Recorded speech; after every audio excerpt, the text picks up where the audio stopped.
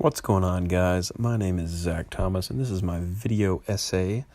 And for today's video essay, I will be discussing method acting. The definition of method acting is a range of training and rehearsal techniques that seek to encourage sincere and emotional expressive performances, as formulated by many actors. Now, let me first start off by saying that I'm not here to bash the actual performances themselves.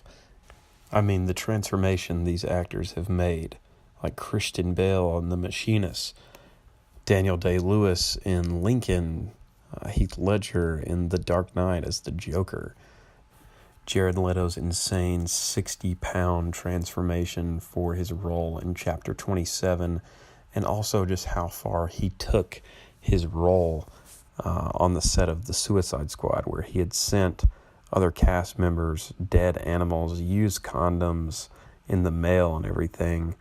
Too bad the performance didn't actually follow through with the preparation that Leto put into the role. And me personally, I thought Tommy Wiseau would probably have been a better choice for the Joker. But you are tearing me apart, Lisa! That's a completely different video essay in and of itself. The reason why I want to talk about method acting today is because of the new Netflix original documentary, Jim and Andy. Now, this documentary is based on the behind the scenes and the making of Man on the Moon, starring Jim Carrey. It's the Andy Kaufman story.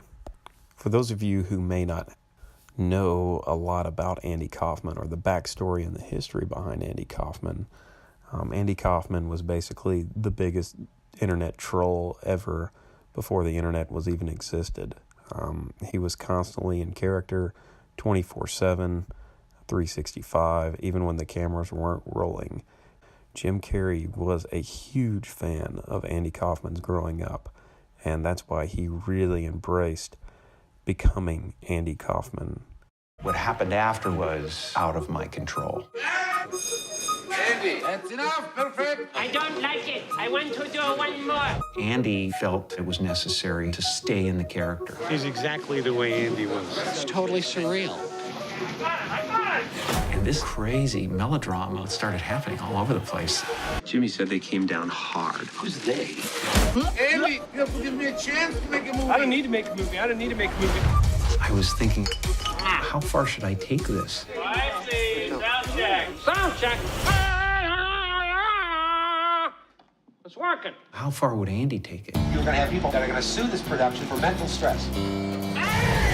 But this behind the scenes look really opened my eyes into why I totally disagree with method acting.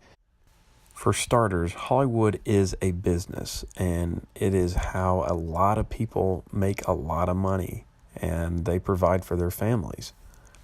In the Jim and Andy documentary, Jim Carrey reveals that during an altercation with actor and pro wrestler Jerry Lawler on set, Jim Carrey did exactly what Andy Kaufman did back in the day.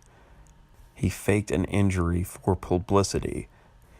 Jim was sent to the hospital and underwent treatment for several days. Actor Jerry Lawler was fired from the set. The whole production was delayed as several members who were working on the project were scrambling to try and find a replacement for Jerry Lawler, and also scrambling to try and rebook locations that they had already committed to for certain dates, costing this production thousands of dollars. Needless to say, the entire crew was on edge, as they didn't know what the fate of their project and the fate of their paychecks would be going forward.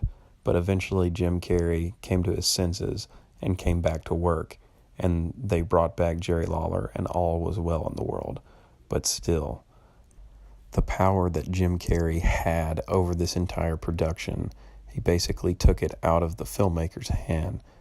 Jim Carrey had created the world, and everyone else had to step into it. Everyone else had to step into his world. It was no longer a professional set. It was no longer about the story of Andy Kaufman. It was about Jim Carrey becoming Andy Kaufman. And while I do love the movie, and I do think that Jim Carrey did a great job, that is another problem that I have with method acting. It takes the power away from the filmmaker. The focus of the audience is no longer on the story and the character's progression throughout that story, but rather the actor and the actor's performance. And I'm not saying the actor should not get recognition for the preparation and the work put into the role, but what I am saying is maybe we have overglorified this method of acting, because generally speaking, there is nothing but universal praise for actors who go to great lengths to dive into character. Oscar nominations and universal praise for what they did preparing for this role, when honestly we should be more concerned about them. Yeah, they're a bunch of millionaires, but there are so many physical and psychological effects felt by the actor after each role. Extreme fatigue, extreme fear, anxiety, shame, sleep deprivation, personality changes, personality disorders, psychotic disorders, and identity disorders are all associated with method acting. And while method acting may produce amazing performances, Jim and Andy shows that there are serious repercussions for undergoing this method. It completely changed Jim Carrey's entire outlook on life. It changed who he was 20 years later, and he is still feeling the effects of that. This was a really tough thing to watch, because Jim Carrey was an idol of mine growing up. I loved everything that he was involved in, every movie. And it was really hard for me to see one of my favorite actors of all time lose his mind.